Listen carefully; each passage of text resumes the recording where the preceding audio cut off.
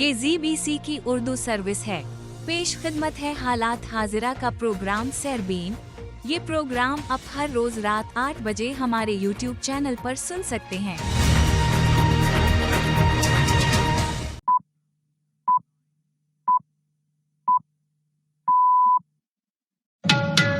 आज सोमवार है और सितंबर की 23 तारीख। ZBC सरबीन से जावेद चौधरी का सलाम। जनूबी और मशरकी लेबनान में इसराइल के दर्जनों फजाई हमले। बैरूत में हिजबुल्लाह के कमांडर इब्राहिम अकील के जनाजे में सैकड़ों अफराद शरीक।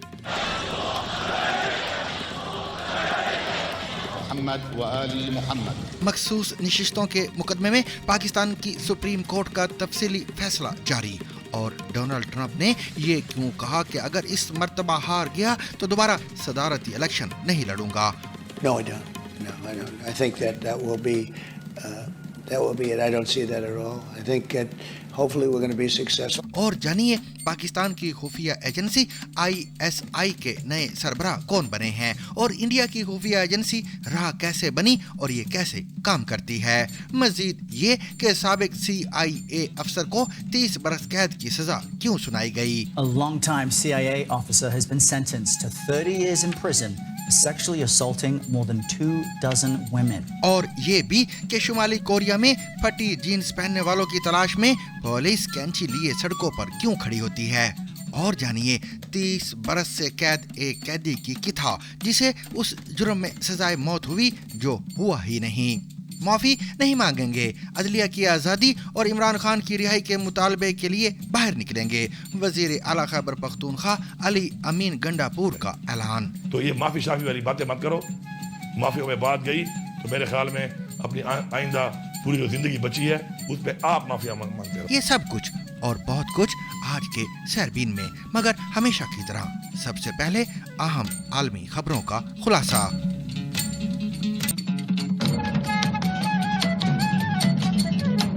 अमेरिका के साबिक सदर और 2024 के सदारती इंतखाब में रिपब्लिकन पार्टी के उम्मीदवार डोनाल्ड ट्रंप ने कहा है कि अगर वो नवंबर में हार जाते हैं तो वो 2028 में दोबारा इस मैदान में उतरने का इरादा नहीं रखते। 78 साला ट्रंप लगातार तीसरी मर्तबा सदारती इंतखाब में रिपब्लिकन पार्टी के उम्मीदवार बने हैं। ख्याल रहे कि अमरीकी कानून किसी एक फर्द को 2 से ज्यादा मर्तबा सदर बनने की इजाजत नहीं देता, इसलिए फतह की सूरत में भी ये ट्रंप का आखिरी दौर होगा। मीडिया ग्रुप के साथ एक इंटरव्यू में उनसे पूछा गया कि क्या वो डेमोक्रेटिक उम्मीदवार कमला हैरिस से शिकस्त की सूरत में एक बार फिर सदारती दौड़ में शामिल हो सकते हैं, तो उनका कहना था नहीं, मैं नहीं, मुझे ये बिल्कुल नजर नहीं आ रहा। लेकिन साथ ही उन्होंने कहा कि उम्मीद है कि हम कामयाब होंगे। No, I don't. No, I don't. I think that will be it. I don't see that at all. I think that hopefully we're going to be successful. Trump ने माजी में शाज़ो नादरी इलेक्शन हारने के इम्कान को तस्लीम किया है, लेकिन गुज़िश्ता 4 दिन में ये दूसरा मौका है कि उन्होंने शिकस्त के इम्कान पर बात की है। इससे कबल जुमेरात को इसराइली अमेरिकन काउंसिल की तरफ से मुनक़दा एक तकरीब के दौरान उन्होंने शिकस्त की बात को उठाया और कहा कि अगर ऐसा हुआ तो इसकी वजह जुज़वी तौर पर यहूदी वोटरों की गलती होगी, क्योंकि 40% हिमायत का मतलब है कि 60% लोग दुश्मन को वोट दे रहे हैं। लेबनानी ज़राए इब्लाग का कहना है कि मुल्क के जनूबी और मशरकी इलाकों में दर्जनों मुकामात पर इसराइल ने फ़ज़ाई हमले किए हैं। ज़राए इब्लाग के मुताबिक ये हमले मुकामी वक्त के मुताबिक पीर की सुबह 6:30 बजे हुए। सरकारी खबर रसा एजेंसी NNA का कहना है कि जनूबी ज़िला नबातिया में 80 से ज़्यादा मुकामात को निशाना बनाया गया है। NNA ने मशरकी बिका के इलाके में भी फ़ज़ाई हमलों की इतला दी है। दूसरी जानिब हिजबुल्लाह के फ़ौजी कमांडर इब्राहिम अकील की आखिरी रसूमात हिजबुल्लाह के मरकज़ बैरूत के जनूबी मुज़ाफ़ाती इलाके देहा में अदा कर दी गई हैं। मोहम्मद व आली मोहम्मद।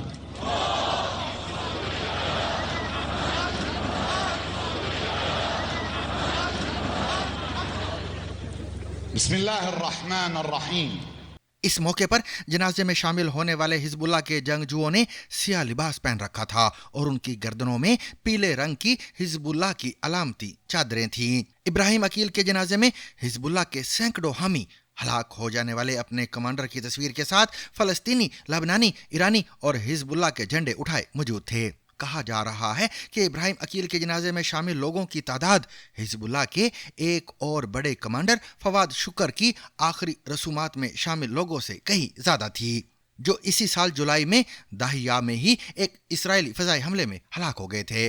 حزب اللہ کے ڈپٹی سیکریٹری جنرل شیخ ندیم قاسم نے ابراہیم عقیل کے جنازے میں اپنی تقریر میں کہا کہ ان کا گروہ اس ہفتے اسرائیل کی جانب سے کیے جانے والے حملوں کی وجہ سے صدمے کی حالت میں تھا، تاہم اب ایسا نہیں۔ بالتأكيد المسألة خطرة جدا في لبنان. یاد رہے اس ہفتے کے اوائل میں لبنان میں حزب اللہ کے ارکان کی جانب سے استعمال کیے جانے والے پیجرز اور واکی ٹاکیز میں دھماکے ہوئے تھے، جس کے نتیجے میں 39 افراد ہلاک اور ہزاروں زخمی ہوئے تھے۔ جمعے کے روز ایک فضائی حملے میں عقیل اور حزب اللہ کے دیگر ارکان سمیت 32 عام شہری ہلاک ہو گئے تھے۔ اسرائیل نے صرف اس فضائی حملے کی ذمہ داری قبول کی ہے، لیکن خیال یہی ہے کہ پیجرز اور واکی ٹاکیز کے پھٹنے کے واقعات میں بھی اسرائیل ہی ملوث ہے۔ شیخ ندیم قاسم نے کہا کہ اسرائیل غزہ کے ساتھ حزب اللہ کی مزاحمت اور رابطے کو توڑنے کی کوشش کر رہا ہے، کیونکہ حزب اللہ حماس کا اتحادی ہے۔ یاد رہے کہ اسرائیلی حملے میں مارے گئے حزب اللہ کے سیکنڈ ان کمانڈ ابراہیم عقیل کے سر کی قیمت $70 لاکھ مقرر کی گئی تھی۔ پاکستان کی سپریم کورٹ نے تحریک انصاف کو مخصوص نشستیں دینے سے متعلق اپنا تفصیلی فیصلہ جاری کر دیا ہے۔ 70 صفحات پر مشتمل یہ تفصیلی فیصلہ جسٹس منصور علی شاہ نے تحریر کیا ہے، جس میں کہا گیا ہے کہ الیکشن کمیشن رواں برس فروری میں ہونے والے عام انتخابات میں اپنا کردار ادا کرنے میں ناکام رہا ہے۔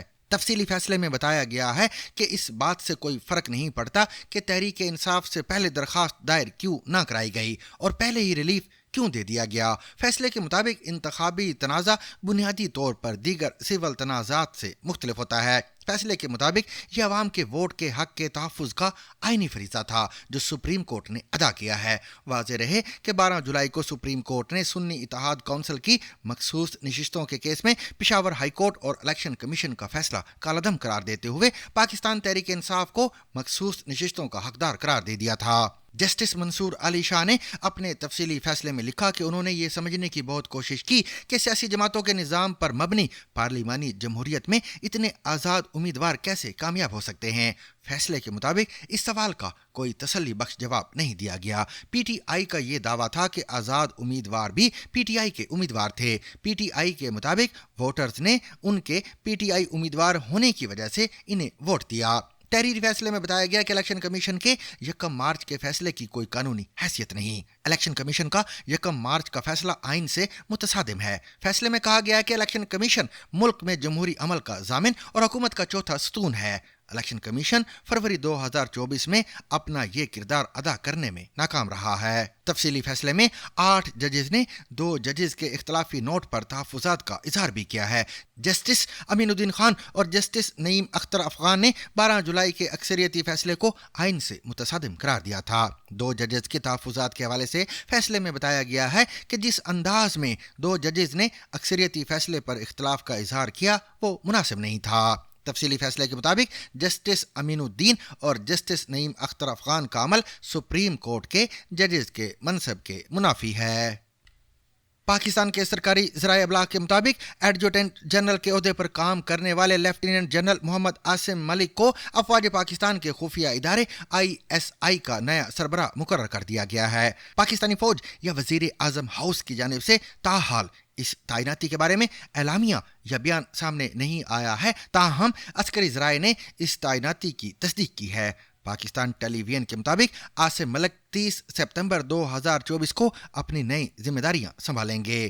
وہ لیفٹیننٹ جنرل ندیم انجم کی جگہ لیں گے جنہیں 6 اکتوبر 2021 کو DGISI تعینات کیا گیا تھا، تاہم گزشتہ برس ان کی مدت ملازمت میں توسیع کر دی گئی تھی۔ عسکری ذرائع کے مطابق بلوچ ریجمنٹ سے تعلق رکھنے والے لیفٹیننٹ جنرل عاصم ملک اس سے پہلے بلوچستان میں انفینٹری ڈویژن اور وزیرستان میں انفینٹری بریگیڈ کی کمان کرنے کے علاوہ نیشنل ڈیفنس یونیورسٹی میں چیف انسٹرکٹر اور command and staff college Quetta میں بھی بطور انسٹرکٹر تعینات رہ چکے ہیں۔ واضح رہے ISI کی بنیادی ذمہ داری ملک کے مسلح افواج کا عملی اور نظریاتی تحفظ یقینی بنانا ہے، جس کا اظہار اس ادارے کے نام یعنی انٹر سروسز انٹیلیجنس سے عیاں ہوتا ہے۔ ISI میں سویلین بھی اعلیٰ عہدے پر فائز ہیں، لیکن وہ اس ادارے کے تنظیمی ڈھانچے میں طاقت نہیں رکھتے۔ अमरीकी खुफिया इदारे CIA के साबिक अफसर को मुल्क और मुल्क से बाहर दर्जनों खवातीन को नशा आवर अशिया के जेर असर जिनसी तशद्दुद का निशाना बनाने पर 30 बरस कैद की सजा सुना दी गई है। डिस्ट्रिक्ट ऑफ कोलंबिया में अमरीकी अटर्नी के दफ्तर की तरफ से जारी एक बयान में कहा गया है कि गुज़िश्ता 14 बरसों में ब्रायन जेफरी रेमंड नामी 48 साला CIA के साबिक अफसर ने खवातीन को झांसा देकर अपने सरकारी अपार्टमेंट में बुलाया और उन्हें जिनसी तशद्दुद का निशाना बनाया। अमरीकी तहकीकाती इदारे फेडरल ब्यूरो ऑफ इन्वेस्टिगेशन यानी FBI को साबिक CIA अफसर के पास से सैकड़ों तस्वीर और वीडियोस मिली हैं। उनके पास से कम से कम 24 ऐसी बरहना और नीम बरहना खवातीन की तस्वीर मिली हैं जो या तो बेहोश थीं या सेक्स के लिए रजामंदी देने की हालत में नहीं थीं। A long-time CIA officer has been sentenced to 30 years in prison for sexually assaulting more than 24 women.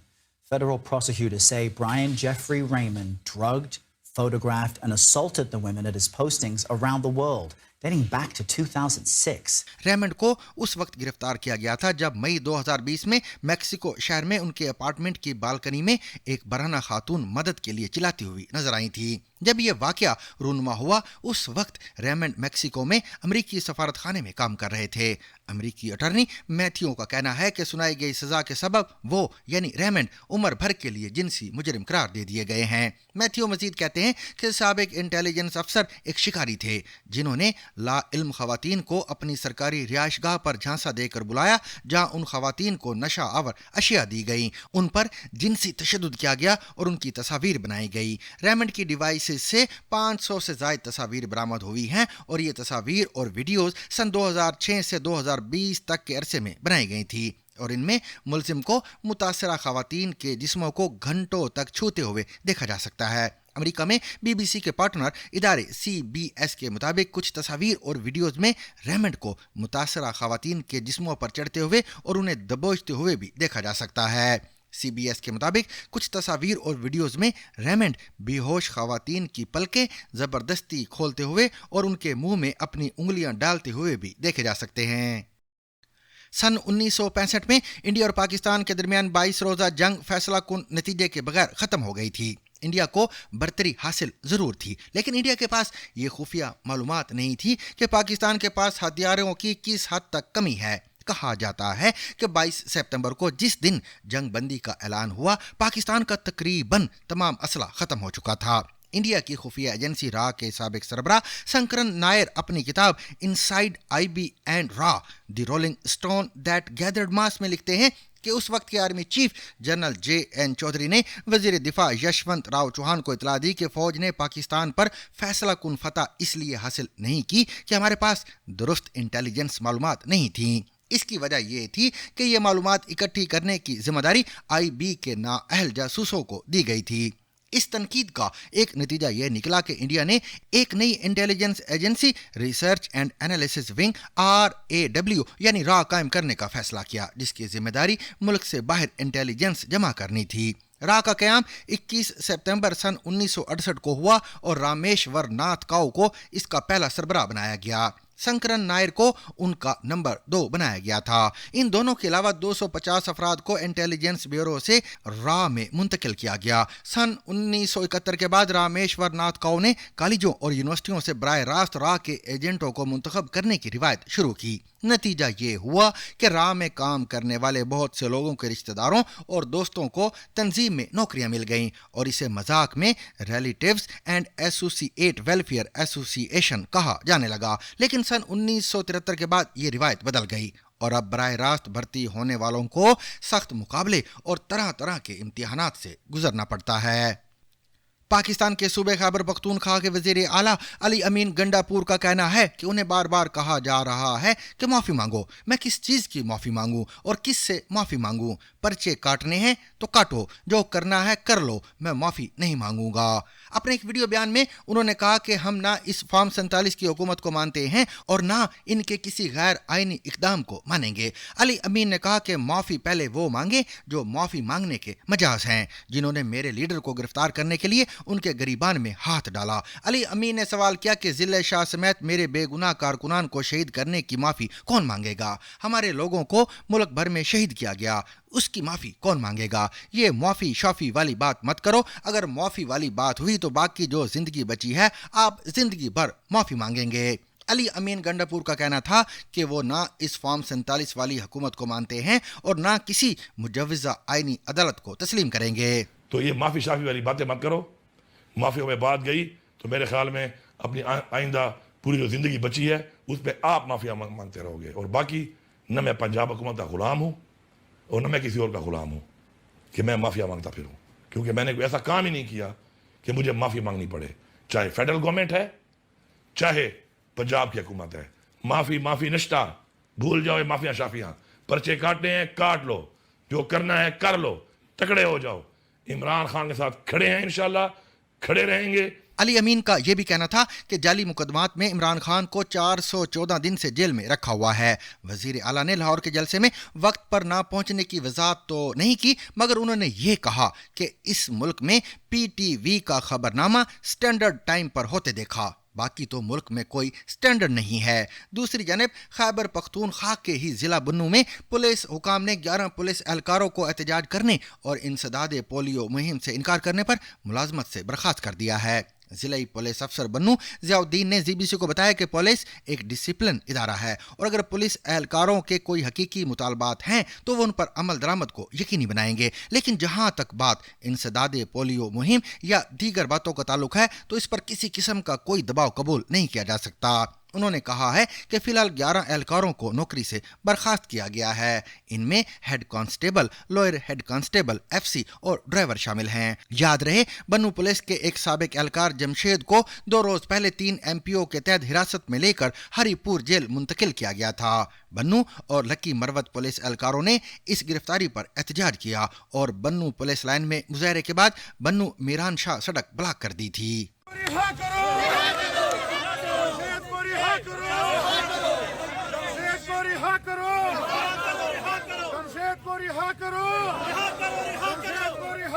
अगर रॉबर्टसन के वकील ये साबित करने में नाकाम रहे कि वो माफी के मुस्तहिक हैं तो कुछ ही दिन में उनकी सजाए मौत पर अमल दरामद हो जाएगा। रॉबर्टसन को अपनी बेटी निक्की की मौत के जुर्म में सजाए मौत सुनाई गई है। 2 बरस की निक्की 31 जनवरी 2002 को अपने वालिद के बाजुओं में अस्पताल बेहोशी की हालत में पहुंची थी और इसी हालत में ही दम तोड़ गई थी। डॉक्टरों के मुताबिक निक्की की मौत की वजह दिमाग की एक संगीन चोट शेकन बेबी सिंड्रोम बनी, जो 2 साल से कम उम्र के बच्चों को जबरदस्ती बहुत ज्यादा हिलाने की वजह से होती है और इससे दिमाग को ऑक्सीजन की फराहमी मुतासिर होती है। ज्यूरी को यकीन हो गया कि रॉबर्टसन ही इसके जिम्मेदार थे, क्योंकि निक्की की मौत की तहकीकात करने वाले ब्रायन वाटन ने मुकदमे की समाअत के दौरान बताया था कि रॉबर्टसन ने अपनी बेटी की मौत पर कोई खास रद्द अमल या जज्बात का इजहार नहीं किया था। निक्की की मौत के वक्त रॉबर्टसन की उम्र 35 साल थी। वो सिंगल पेरेंट थे और 2 माह कबल ही उन्होंने निक्की की कस्टडी हासिल की थी। निक्की की मौत के 1 साल बाद 21 फरवरी 2003 को टेक्सास में रॉबर्टसन को सजाए मौत सुना दी गई। सन 2018 में 15 साल जेल में गुजारने के बाद रॉबर्टसन में ऑटिज्म की तशखीश हुई। अब रॉबर्टसन की उम्र 57 साल है और रवां बरस 17 अक्टूबर को उन्हें फांसी दे दी जाएगी।